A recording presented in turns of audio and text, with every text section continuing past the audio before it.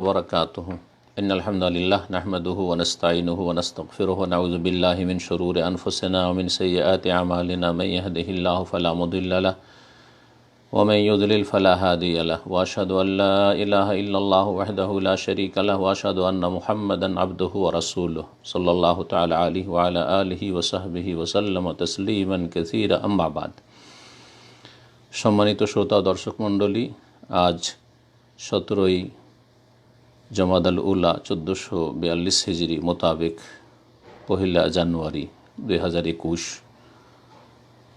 मस्जिदुल हराम मक्कातुल मुकर्रमाय जुमार खुतबा प्रदान करेছেন समाहातुल शेख बा माआली शेख महामान्य शेख सालेह बिन अब्दुल्लाह बिन हुमायद हाफिजाहुल्लाह ताआला। खुतবার বিষয়বস্তু বর্ষা বৃষ্টি এবং বিনোদনের বিধিবিধান বা আদব শিষ্টাচার। আল্লাহ রাব্বুল আলামিনের প্রশংসা গুণগানের পরে রাসূলুল্লাহ সাল্লাল্লাহু আলাইহি সাল্লামের উপর সালাত ও সালাম পেশ করেছেন, যিনি সৈয়দুল আরবি ওয়াল আজম, আরব অনারব সবার তিনি মধ্যমণি,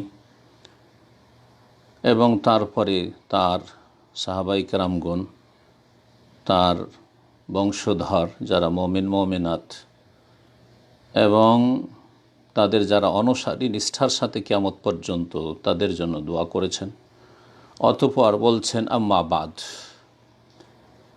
ফাউসিকুম আইয়ুহান নাস ওয়া নাফসি বিতাকওয়াল্লাহ।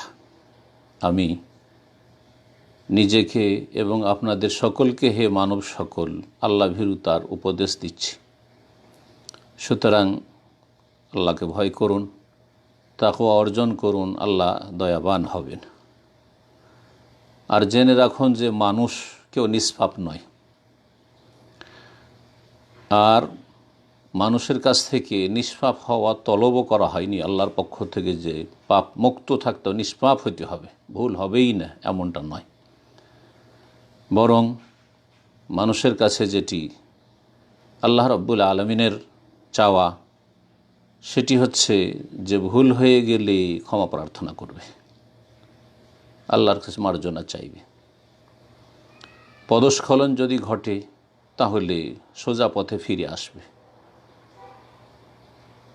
ভুলের পরে, গুনাহের পরে নেকি করবে। ফাইনাল হাসানাত ইউযহিবুন সাইয়্যাত, যেমন কোরআনে কারিমে আল্লাহ ইরশাদ করেছেন যে নেকি সমূহ গুনাহগুলিকে ধুয়ে মুছে নিয়ে চলে যায়। রাতের অন্ধকারে সালাত আদায় করবে, ফরজ সালাতের পরে রব্বুল আলামিনের সাথে নির্জনে তাহাজ্জুদের সালাতে চুপিসারে কথা বলবে। এই রাতের অন্ধকারের সালাত আদায় করবে কবরের অন্ধকার থেকে মুক্তি লাভের জন্য। এবং প্রচণ্ড গরমের দিনেও সিয়াম পালন করবে, আল্লাহ যদি সিয়াম ফরজ করে থাকেন, তাছাড়াও নফল সিয়াম, যাতে করে কিয়ামতের হাহাকার অবস্থা এবং কিয়ামতের সেই প্রচণ্ড গরম থেকে, শাস্তি থেকে রক্ষা পেতে পারে। দান খায়রাত করবে সেই কঠিন দিবসে, যাতে করে এই দান সাদকার ছায়া হাসিল করতে পারে। মনে রাখবেন, মানুষের সফলতার লক্ষণ হচ্ছে মানুষের ভালো কাজে হিম্মত থাকা। সুতরাং যখন আপনি ভালো কাজের সৎ উদ্দেশ্য করবেন, সেই পথে অবিচল থাকুন। আর মনে রাখবেন যে যারা পেছনে পড়ে থাকে ভালো কাজের ক্ষেত্রে, তারা কখনো সম্মানিত হতে পারে না। আল্লাহ রাব্বুল আলামিন সূরা হাদীদের আয়াত নম্বর 21 ইরশাদ করছেন, সাবিকু ইলা মাগফিরাতিম মির রাব্বিকুম, তোমরা তোমাদের প্রতিপালকের ক্ষমার দিকে দৌড় দাও, ক্ষমা হাসিলের জন্য, মার্জনার জন্য প্রতিযোগিতা করো। ওয়া জান্নাতিন, এবং জান্নাত লাভের জন্য প্রতিযোগিতা করো।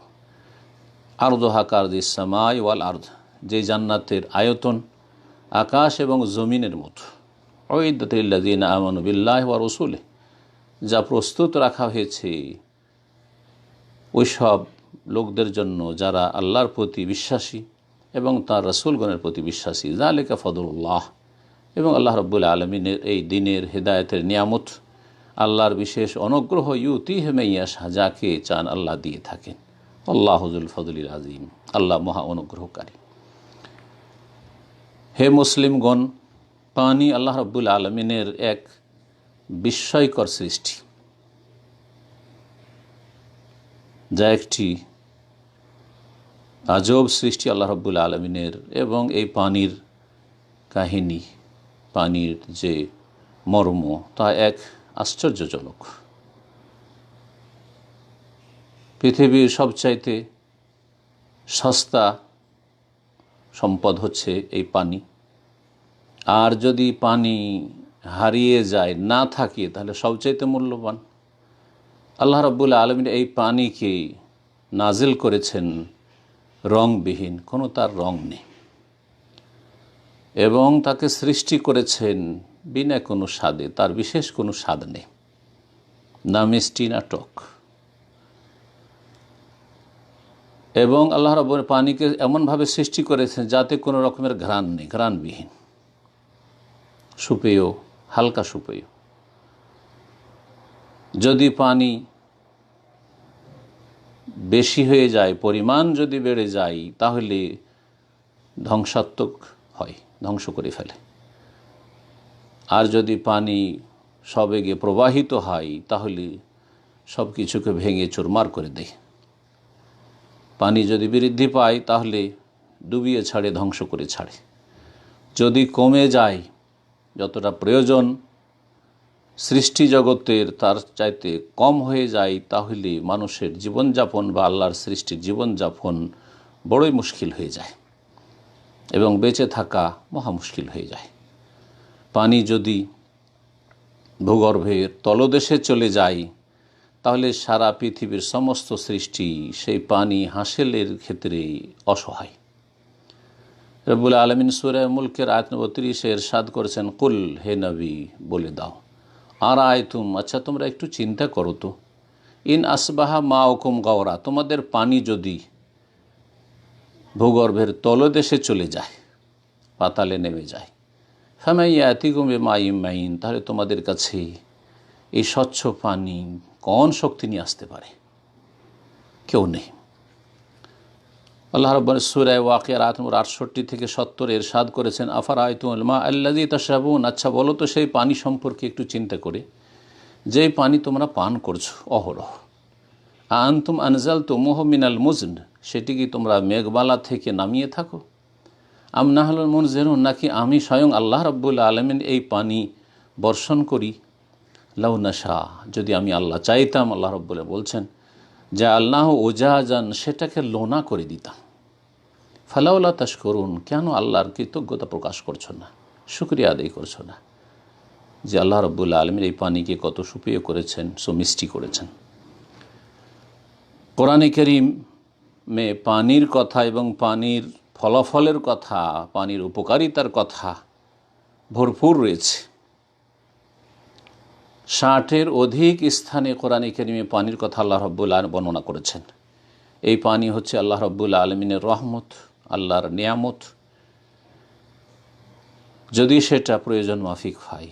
আর এই পানি হচ্ছে আল্লাহ রাব্বুল আলামিন আযাব, আল্লাহ রাব্বুল আলামিনের শাস্তি, যদি সেটা পরিমাণের বেশি হয়ে যায় অথবা পরিমাণের অনেক কম হয়ে যায়।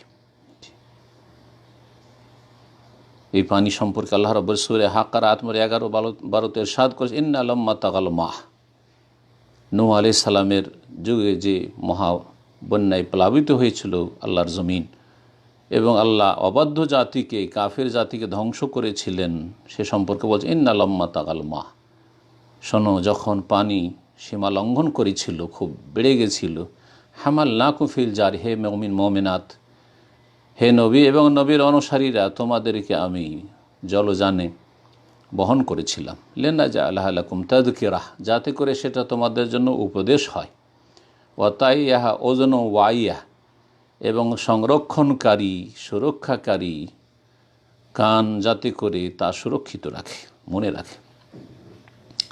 হে মুসলিমগণ, যখন বৃষ্টি বর্ষণ হয়, তখন আল্লাহর এই জমিন সুশোভিত হয় এবং বহু রকমের গাছপালা উদ্গত হয় এবং গাছপালা থেকে ফল ফলারি আমরা পেয়ে থাকি এবং বহু উদ্ভিদ জন্মায় আর সেটা ফুলে ফলে সেজে উঠে। রব্বুল আলামিন সূরা নামলের আয়াত নম্বর 60 ইরশাদ করেছেন, আম্মান খালাকাস সামাওয়াতি ওয়াল আরদ, নাকি সেই সত্তা, সেই মালিক সবচেয়ে শ্রেষ্ঠ, যিনি আকাশসমূহ এবং পৃথিবী সৃষ্টি করেছেন। ওয়া আনজালা লাকুম মিনাস সামাই মান, এবং তোমাদের জন্য আকাশ থেকে পানি বৃষ্টি বর্ষণ করেন। ফাআমবাতা বিহি হাদাইকা যাতা বাহজা, অতঃপর তিনি তোমাদের জন্য উদ্গত, বা আল্লাহ রাব্বুল আলামিন নিজের কথা বলছেন, অতঃপর আমি আল্লাহ উদ্গত করেছি তার মাধ্যমে, এই বৃষ্টির পানির মাধ্যমে, হাদাইকা যাতা বাহজা, মনোরম বাগ বাগিচা। মা কানা লাকুম আন তুমবিতু শাজারাহা, তোমাদের ক্ষমতা ছিল না যে এই গাছপালাগুলি তোমরা উদ্গত করবে। আইলাহু মা আল্লাহ, তাহলে কি আল্লাহর সাথে অন্য কোনো উপাস্য রয়েছে, মাবুদ রয়েছে যিনি এই সমস্ত কাজ করেন? যখন আল্লাহই করেন, আল্লাহর রুবুবিয়তকে তোমরা মেনেছো, মক্কার কাফের মুশরিকরা আল্লাহর কাজগুলিকে মানত কিন্তু আল্লাহর ইবাদতে শরীক করত। যিনি আল্লাহ এসব কাজ করেন তাঁরই একমাত্র ইবাদতবন্দি করো, তার সাথে কি আর অন্য কোনো মাবুদ উপাস্য রয়েছে?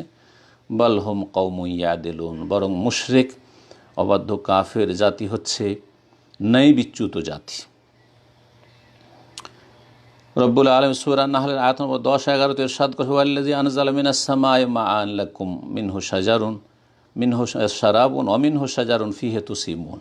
আল্লাহ সেই সত্তা যিনি আকাশ থেকে মানে মেঘমালা থেকে পানি বর্ষণ করেন তোমাদের উদ্দেশ্যে, মিনহু শারাব, তাতে তোমাদের পানের ব্যবস্থা রয়েছে, অমিনহু শাজারুন, তা থেকে গাছপালা উদ্গত হয়, ফিহে তসিমুন, যাতে তোমরা তোমাদের গবাদি পশু চড়িয়ে থাকো, ইউমবিতু লাকুম বিহি যারআ, তার মাধ্যমে তোমাদের জন্য উদ্গত করেন ফসল আদি, ও জৈতুন এবং জৈতুন, ও নখিল খেজুর গাছ, ওয়াল আনাব এবং আঙ্গুর, অমিন কুল্লিস সামারাত, আর বিভিন্ন রকমের ফলমূলের গাছপালা। ইন্না ফি যালিকা লাআয়াহ লিকাওমিন ইয়াতাফাক্কারুন, নিশ্চয় এতে শিক্ষণীয় বিষয় রয়েছে চিন্তাশীল জাতির জন্য।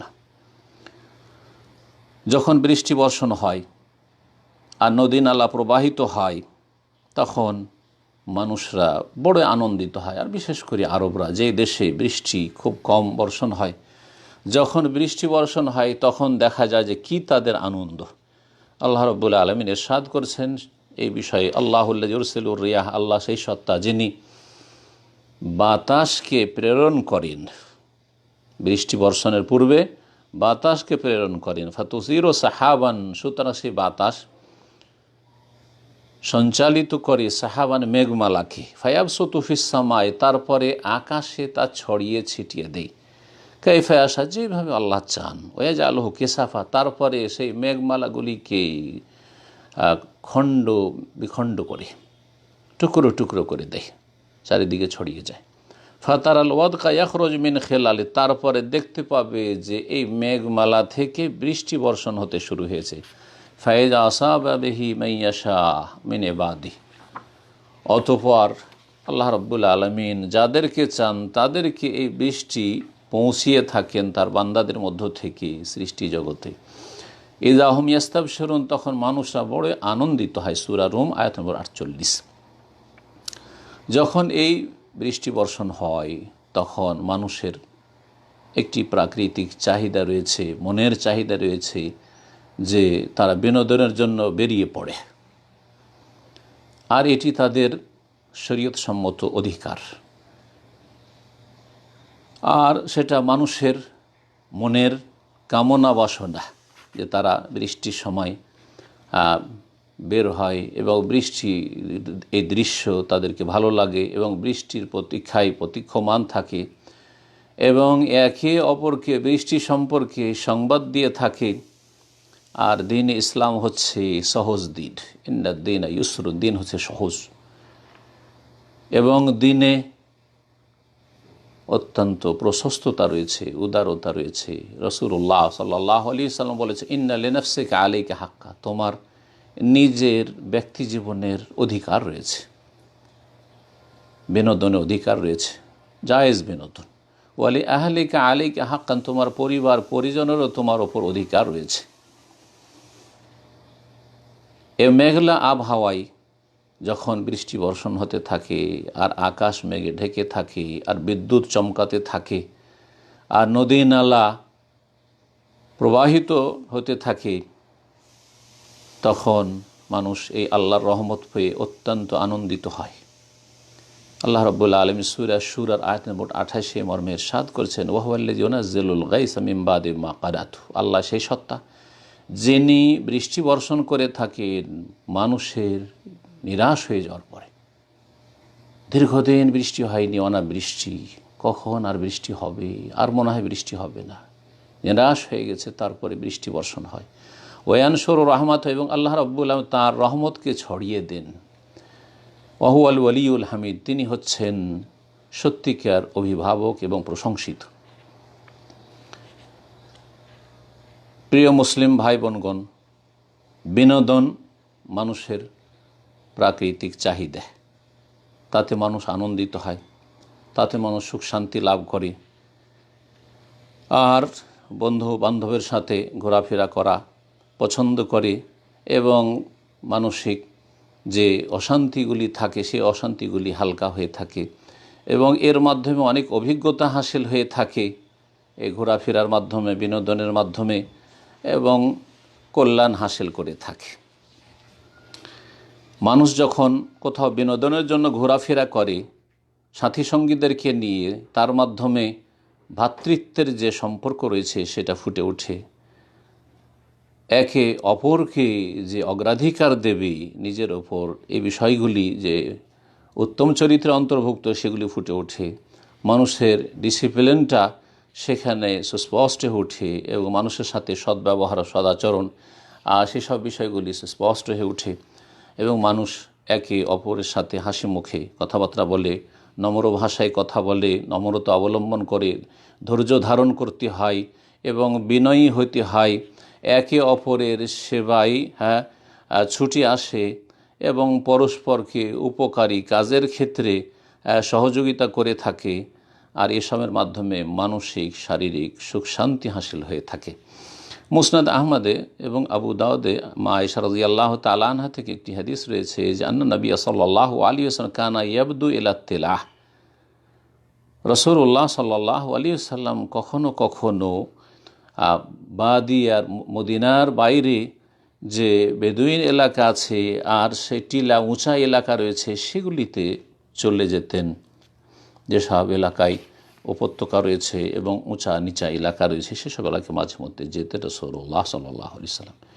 এইরকমই সহিহ সনদে উমর রাদিয়াল্লাহু তাআলা আনহু থেকে বর্ণিত হয়েছে, তিনি লিখলেন বিভিন্ন শহরের আমিরদের নামে চিঠি, কাতাবা ইলা উমারাইল আমসার আনমুরুন নাসা ফি আইয়ামির রবি, বসন্তকালে লোকজনকে নির্দেশ দেবে বিল খুরুজ ইলা সাহরা, যে তারা যেন এই বসন্তের সিজনে মরুভূমিতে বেরিয়ে পড়ে, লিয়ানজুরু ইলা নৌরে ও আসারে রহমতুল্লাহ, যাতে করে আল্লাহ রাব্বুল আলমিনের পক্ষ থেকে যে জ্যোতি রয়েছে এবং আল্লাহ রাব্বুল রহমতের যে বহিঃপ্রকাশ রয়েছে সেগুলি তারা গভীরভাবে অবলোকন করে।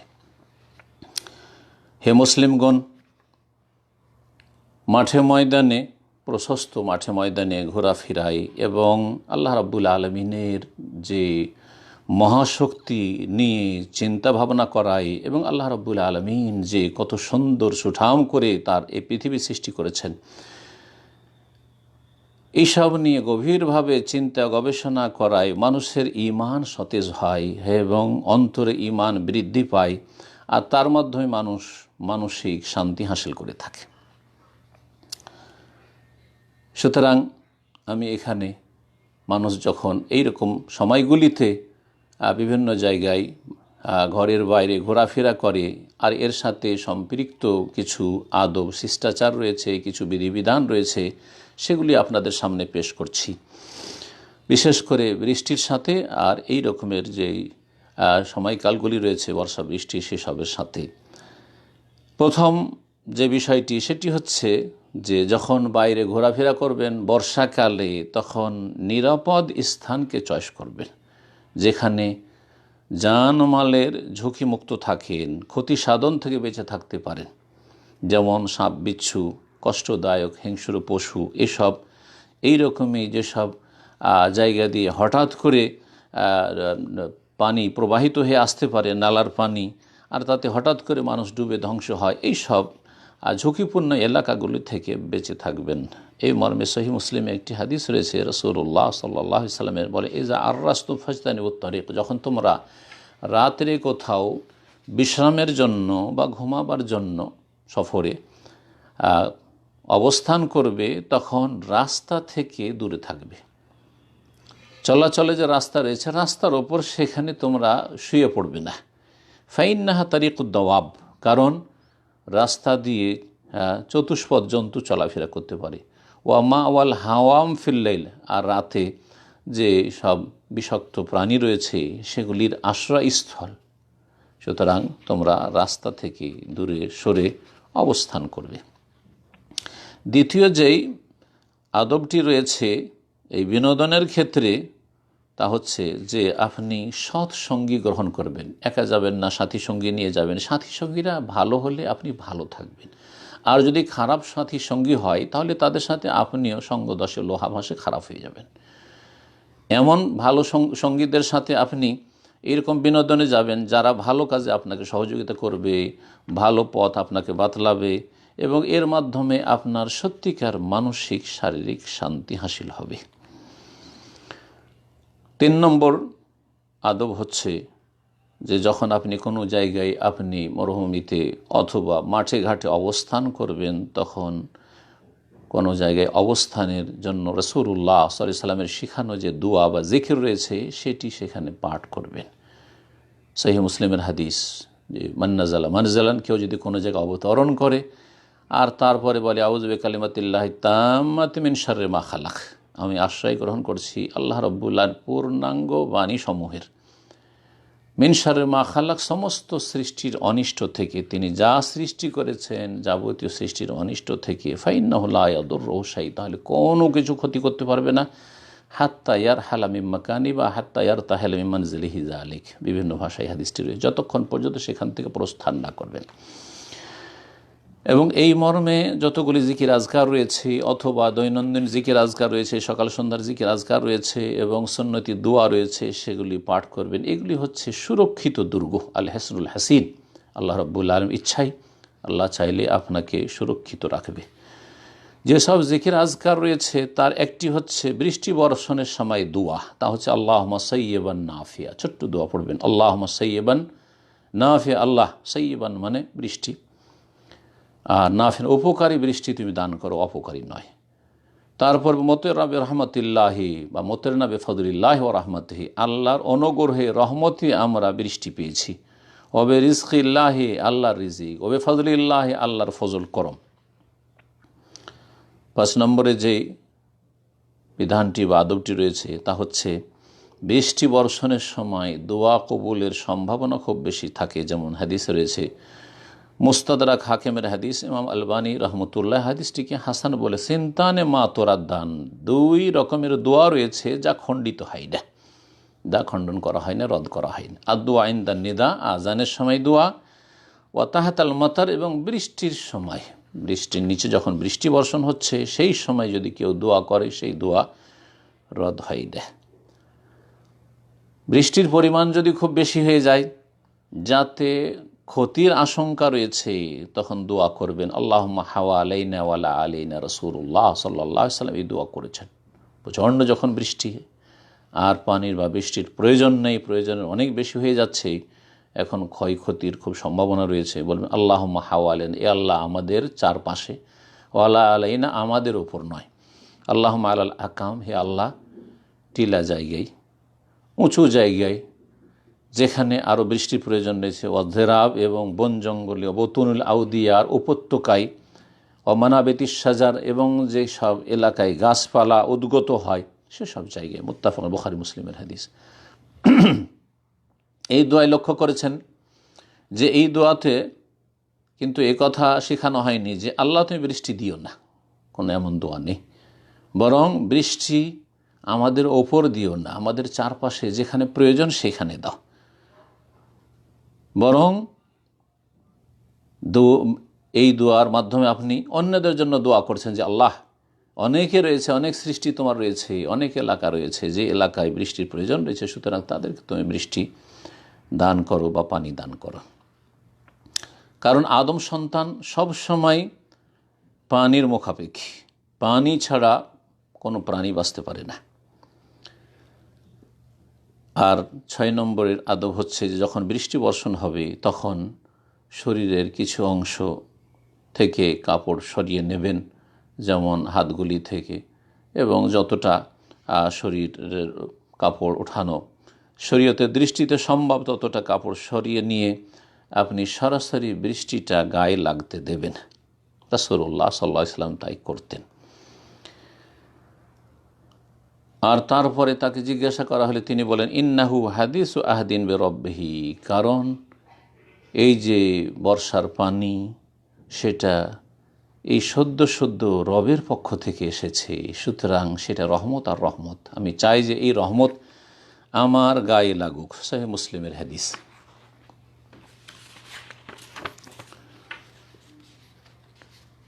একটি গুরুত্বপূর্ণ আদব এবং অত্যন্ত গুরুত্বপূর্ণ বিধান হচ্ছে এই বর্ষা বৃষ্টি এবং বিনোদনের সাথে বাইরে সফর করা, ভ্রমণ করার সাথে সম্পৃক্ত। তা হচ্ছে যে যতই বৃষ্টি হোক না কেন, আর ঘরে থাকেন আর বাইরে থাকেন, প্রত্যেক সলাতের যথাসময়ে আজান দেবেন, আজান দিতে হবে।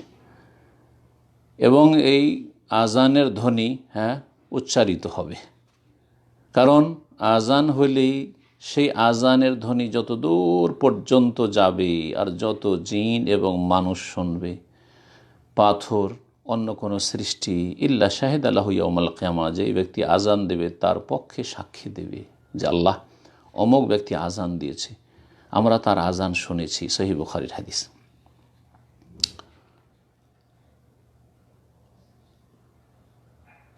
আর যখন আরেকটি মাসলা 8 নম্বর, তা হচ্ছে যে যখন বৃষ্টি বর্ষণ হবে আর এত বৃষ্টি হবে যে মসজিদে গেলে কাপড় ভিজে যাবে বা কাদা রয়েছে রাস্তাতে, চলাফেরা করা মুশকিল, মসজিদ যাতায়াত করা মুশকিল, কষ্টকর, তখন একবার গিয়ে 2 ওয়াক্ত সালাত জমা করতে পারবেন। জোহর আসর জমা করবেন, একত্রিত করবেন, আর মাগরিব এবং এশা একত্রিত করে, ফজরকে অন্য কোনো সালাতের সাথে একত্রিত করা যাবেন। এইভাবে রাসূলুল্লাহ সাল্লাল্লাহু আলাইহি ওয়াসাল্লাম বৃষ্টির সময় একত্রিত করেছেন জোহর আসরকে এবং মাগরিব এশাকে। আর যদি তার চাইতে বেশি বৃষ্টি হয় যে মসজিদে যাওয়াই সম্ভব নয়, মসজিদে যাওয়া বড়ই কষ্টকর, তাহলে মসজিদে না গিয়ে বাসাতে সালাত আদায় করে, যে যেখানে রয়েছে স্থায়ী অথবা অস্থায়ী বাসায় রয়েছে সেখানে সালাত আদায় করবে।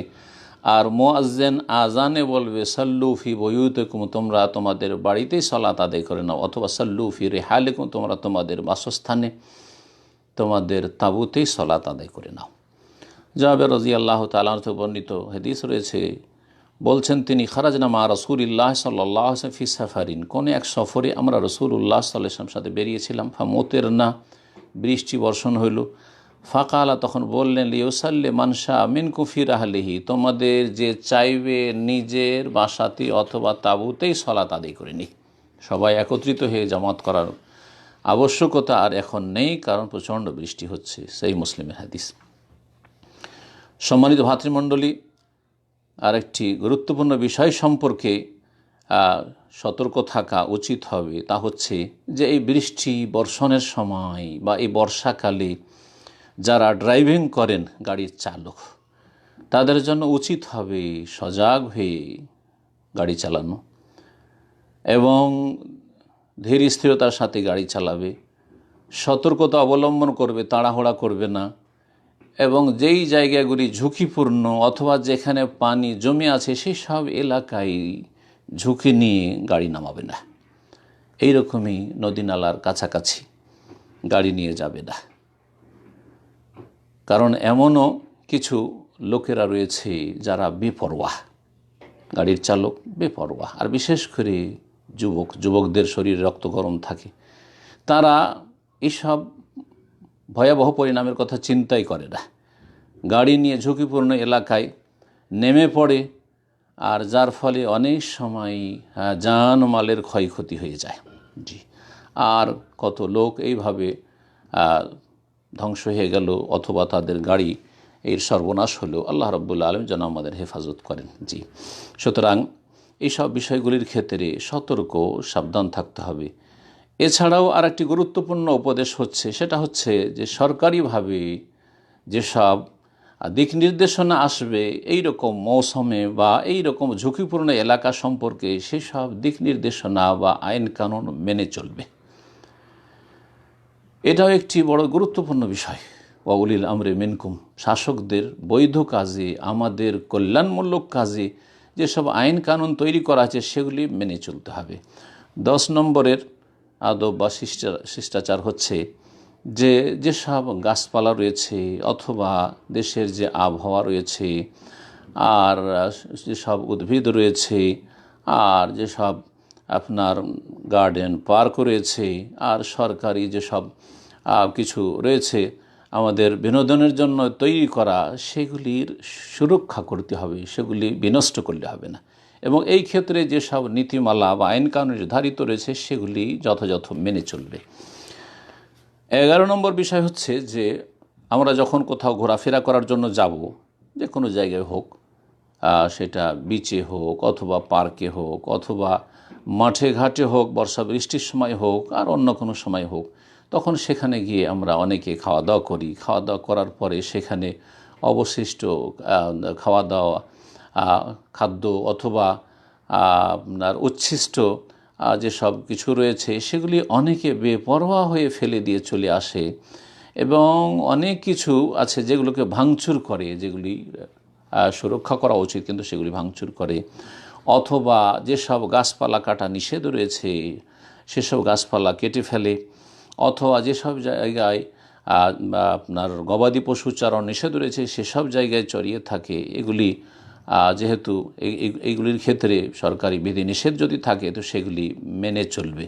এই রকমই রাসূলুল্লাহ সাল্লাল্লাহু আলাইহি সাল্লামের আরেকটি দিক নির্দেশনা রয়েছে, এই আদবটিও গুরুত্বপূর্ণ। তা হচ্ছে রাতে যখন ঘুমাতে যাবেন তখন আগুনকে নিভিয়ে দেবেন। আগুন জ্বালা অবস্থায় চুলায় আগুন জ্বলছে অথবা শীতকালে কাঠ জ্বলতে আছে, আর সেই অবস্থায় ঘুমিয়ে গেলেন, অথবা প্রদীপ জ্বলতে আছে আর ঘুমিয়ে গেলেন, এমনটা করবেন না, যেমন রাসূলুল্লাহ সাল্লাল্লাহু আলাইহি সাল্লাম নিষেধ করেছেন। 12 নম্বর শিষ্টাচার হচ্ছে যে যখন আপনি বাইরে থাকবেন, অনেকে আপনার সহযোগিতার মুখাপেক্ষী হবে। রাস্তা হারিয়ে ফেলেছে, তাকে রাস্তা বাতলে দেবেন। যদি সহযোগিতার প্রয়োজন হয় কারো, তাহলে যথাসাধ্য সহযোগিতা করবেন। যেই রকমের সহযোগিতার প্রয়োজন সেই রকমের সহযোগিতা করবেন। আল্লাহ রাব্বুল আলামিন যেন ভালো কাজের আমাদের তৌফিক দান করে এবং পরস্পর সহযোগী হওয়ার তৌফিক দান করে। 13 নম্বর যে বিষয়টি সেটা হচ্ছে যে যেসব বিনোদনের এলাকা রয়েছে সেসব এলাকার আশেপাশে যারা বসবাস করে তাদেরকে কোনো রকমভাবে কষ্ট দেবেন না, হইচই করে কষ্ট দেবেন না, অথবা সেই এলাকাগুলি আপনি ময়লা আবর্জনা দিয়ে আপনি তাদেরকে কষ্ট দেবেন না, বা ময়লা আবর্জনা ফেলে দিয়ে কষ্ট দেবেন না। 14 নম্বর যে বিষয়টি রয়েছে সেটা হচ্ছে যে আপনি বিনোদনের জন্য যান, ঘোরাফেরা করার জন্য যান, আমোদ ফুর্তি করতে যান বৈধ জায়গায়, কিন্তু ইসলাম বিরোধী কোনো কাজ করবেন না। একজন মুসলিম আপনি আল্লাহ রাব্বুল আলামিনকে সবসময় ভয় করবেন। আল্লাহ রাব্বুল আলামিনের নাফরমানি কোথাও আপনি করবেন না, ঘরে না বাইরে। প্রকাশ্যে কোনো গুনাহ করবেন না, বিশেষ করে প্রকাশ্যে কোনো গুনাহ করা চরম অপরাধ, যদিও গুনাহ সবসময় গুনাহ। এইরকমই হারাম অবৈধ খেলাধুলায় লিপ্ত হবেন না। মা বোনেরা বাইরে ঘোরাফেরা করতে গেলে বেহায়া বেপরদা হয়ে ঘুরবেন না, এবং সলাতের সময় হয়ে গেলে যথাসময়ে সলাত আদায় করবেন। এই ক্ষেত্রে অবহেলা করবেন না। এই সলাত পড়ব কাজা করে দিলেন আর তারপরে বাড়িতে এসে পড়ছেন, অথবা কখনো ছেড়ে দিলেন, এমনটা করবেন না। আল্লাহ রাব্বুল আলামিনের কাছে দোয়া করি আল্লাহ রাব্বুল আলামিন যেন তার বিশেষ অনুগ্রহে তার বান্দাদেরকে বৃষ্টি দান করেন এবং তাদের অন্তরকে আল্লাহ রাব্বুল আলামিন সতেজ করেন, এবং আল্লাহ রাব্বুল আলামিন দেশে যেন সুখ শান্তি নাজিল করেন। এবং যে বৃষ্টি আল্লাহ নাজিল করছেন বা করবেন তাতে যেন আল্লাহ রাব্বুল আমাদের জন্য সার্বিক বরকত রাখেন এবং সেটা আমাদের জন্য সুকিয়া রহমা, রহমতের বৃষ্টি হয়, লা সুকিয়া আজাব, সেটা আজাব শাস্তির বৃষ্টি না হয়, তাতে আমাদের জন্য ধ্বংস বা বালা মুসিবত যেন না নিয়ে আসে আর তা যেন আমাদেরকে ডুবিয়ে না দেয়। আউযু বিল্লাহি মিনাশ শাইতানির রাজিম। আর তারপর সূরা আবাসার আয়াত নম্বর 24 থেকে 32 এই আয়াতগুলি এখানে খতিব পেশ করেছেন। ফালিয়ানজুরিল ইনসানু ইলা তাআমিহি, মানুষকে চিন্তা করা উচিত তাদের এই খাদ্য বা খাবার নিয়ে, কিভাবে এই খাবার তোমার প্লেটে এসে পৌঁছেছে। আন্না সাবাবনাল মা সাব্বা, প্রথম পানি, সব কিছুর মূল হচ্ছে পানি। আমি প্রচণ্ড বৃষ্টি বর্ষণ করেছি, পানি ঢেলে দিয়েছি। সুম্মা শাকাকনাল আরদা শাক্কা, তারপরে আমি জমিনকে বিদীর্ণ করেছি। ফাআমবাতনা ফি হাব্বা, এবং তাতে আমি শস্য উদ্গত করেছি। ওয়াইনাবা, আঙ্গুর উদ্গত করেছি, এবং কাজবা, এবং শাকসবজি উদ্গত করেছি। জৈতুন, এবং খেজুর। ওয়াহাদাইকা গোলবা, ঘন গাছ বিশিষ্ট বাগান। ও ফাকেহা, ফলমূল। ও আব্বা, এবং গাছ লতাপাতা। মাতা আল্লাকুম, যাতে তোমাদের জন্য ভোগের সামগ্রী রয়েছে হে মানব জাতি। ওয়ালি আনআমিকুম, এবং তোমাদের গবাদি পশুর জন্য। দ্বিতীয় খুতবায় সম্মানিত খতিব বলছেন আল্লাহ রাব্বুল আলামিনের প্রশংসা এবং রাসূলুল্লাহ সাল্লাল্লাহু আলাইহি সাল্লামের ওপর সালাতু সালামের পরে যে হে মুসলিমগণ, এই বৃষ্টি হচ্ছে পাক পবিত্র পানি, নিজেও পবিত্র এবং পবিত্রতা দানকারী মাউন তাহুর, তাহুর, যেই পানি নিজেও পাক পবিত্র এবং অন্যকেও পবিত্র করতে পারে, সবচেয়ে পবিত্র এবং মোবারক বরকতপূর্ণ পানি এবং সুপেয় সমিষ্টি আল্লাহ রাব্বুল আলামিন এই মেঘমালা থেকে অবতরণ করে থাকেন, যাতে করে তার মাধ্যমে শস্য এবং উদ্ভিদ, গাছপালা আর বাগবাগিচা উদ্গত হয়, আবাদ হয়। এই বৃষ্টির ক্ষেত্রে 15 নম্বর আদব বা শিষ্টাচার হচ্ছে যে যখন বৃষ্টি বর্ষণ হবে তখন আনন্দ ভোগ করবেন, খুশি হবেন যে আল্লাহ রাব্বুল আলামিনের সেটি নিয়ামত, এবং তার উপর আল্লাহ রাব্বুল আলামিনের শুকরিয়া আদায় করবেন এবং এই বিশ্বাস করবেন যে তার পক্ষ থেকেই, আল্লাহ সুবহানাহু ওয়া তাআলার পক্ষ থেকেই এই বৃষ্টি, সেটা কোনো নক্ষত্রের কারণে নয়, আর সেটা কোনো মৌসুম সিজন ভিত্তিক নয় যে সিজন সেটা নিয়ে আসে। তবে হ্যাঁ, আবহাওয়া দফতর যেসব লক্ষণগুলি বলে থাকে সায়েন্টিফিক এবং তাদের গবেষণা ভিত্তিক, যে অমুক দিনে বা অমুক দিন থেকে অমুক দিন পর্যন্ত অমুক সময়ে বৃষ্টি বর্ষণের সম্ভাবনা রয়েছে, সেগুলি সম্পর্কে আমরা জানতে পারবো এবং সেগুলিতে আমরা আশা রাখতে পারবো যে যেহেতু সেসব কথাগুলি গবেষণার ভিত্তিতে বলা হচ্ছে সেটা হতে পারে, কিন্তু তা আল্লাহ রাব্বুল আলামিনের ইচ্ছাধীন, আল্লাহ রাব্বুল ইচ্ছার বিরুদ্ধে কোনো কিছুই হতে পারে না। ওয়াল আমরু কুল্লুহু লিল্লাহ, সমস্ত কিছুর মালিক একমাত্র আল্লাহ রাব্বুল আলামিন। ওয়া বিয়াদিহি সুবহানাহু ওয়া তাআলা, আল্লাহ সুবহানাহু ওয়া তাআলার হাতেই সব কিছু। আল্লাহ রাব্বুল যখন চান তখন সেটা হতে পারে যেটা আমরা আশা করেছি, অথবা আবহাওয়া দফতর যেটা আশা করছে সেটা হতে পারে, আর কখনো আবার নাও হইতে পারে সেটা। সুতরাং আল্লাহ রাব্বুল আলামিনকে ভয় করুন, আল্লাহ আপনাদের উপর রহম করুন এবং জেনে রাখুন যে বৃষ্টি বর্ষণের মুখ্য একটি মাধ্যম, যে বৃষ্টির আমরা অত্যন্ত মুখাপেক্ষী, পানি ছাড়া আমাদের জীবন অচল। এই পানি বা বৃষ্টির মুখ্য একটি মাধ্যম হচ্ছে তাকওয়া আল্লাহ, আল্লাহ ভীরুতা, আল্লাহকে ভয় করুন এবং ইস্তিকামা, আল্লাহ রাব্বুল আলামিনের দ্বীনের ওপর দৃঢ়তা, অটলতা, আল্লাহর দ্বীনকে আঁকড়ে ধরুন। আর একটি হচ্ছে তওবা করা, ভুল ভ্রান্তি হচ্ছে ফিরে যান, ফিরে আসুন, ভুল হয়েছে সুতরাং ইস্তিগফার করেন, আল্লাহ রাব্বুল আলামিনের কাছে ক্ষমা প্রার্থনা করুন, আস্তাগফিরুল্লাহ ওয়া আতুবু ইলাইহি, এবং আল্লাহ রাব্বুল আলামিনের কাছে একগ্র চিত্তে দোয়া করুন, আল্লাহ রাব্বুল আলামিনকে ধরুন এবং সত্যিকার অর্থে আল্লাহর দিকে ফিরে আসুন, নেকির কাজে নিজেকে নিয়োজিত করুন আর নেক আমলে সব সময় লেগে থাকুন, গুনাহমুক্ত জীবন যাপন করতে শিখুন। জি, সহিহ মুসলিমের একটি হাদিস রয়েছে, লাইসাতি সেনাতু আল্লাহ তুমতারু, দুর্ভিক্ষ বা অনাবৃষ্টি এই নয় যে বৃষ্টি হচ্ছে না, কিন্তু ওয়ালাকিন্না সেনা আনতুম তারু অতুম তারু, সবচেয়ে বড় দুর্ভিক্ষ হচ্ছে অনাবৃষ্টি হচ্ছে, যে বৃষ্টি হচ্ছে বারবার বৃষ্টি হচ্ছে। ওয়ালা তুমবেতুল আরদু শাইআন, কিন্তু জমিন থেকে কোনো কিছু উদ্গত হচ্ছে না, কোনো কিছু উৎপন্ন হচ্ছে না।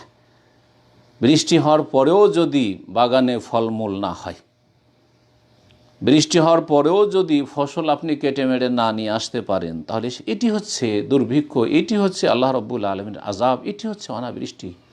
পক্ষান্তরে আল্লাহ রাব্বুল আলামিনের পক্ষ থেকে বৃষ্টি অবশ্যই হতে হবে। বৃষ্টি হচ্ছে অত্যন্ত গুরুত্বপূর্ণ পানির একটা মাধ্যম। আল্লাহ রাব্বুল আলামিন যেন আমাদের অন্তরকে আবাদ করে দেন ঈমান দিয়ে, এবং দেশকে আল্লাহ রাব্বুল আবাদ করে দেন বৃষ্টি বর্ষণের মাধ্যমে। যতটা প্রয়োজন আল্লাহ ততটাই যেন বৃষ্টি আমাদেরকে দান করেন। তারপরে অসংখ্য সালাত ও সালাম আমাদের প্রিয় নবী শেষ নবী মুহাম্মদুর রাসূলুল্লাহ সাল্লাল্লাহু আলাইহি সাল্লামের ওপর। আর তারপরে উম্মতে মুসলিমার জন্য দোয়া করে, দেশের জন্য দোয়া করে খতিব তার খুতবাকে শেষ করেছেন। সুবহান রাব্বিকা রব্বিল ইজ্জাতি আম্মা ইয়াসিফুন ওয়া সালামুন আলাল মুরসালিন ওয়ালহামদুলিল্লাহি রাব্বিল আলামিন।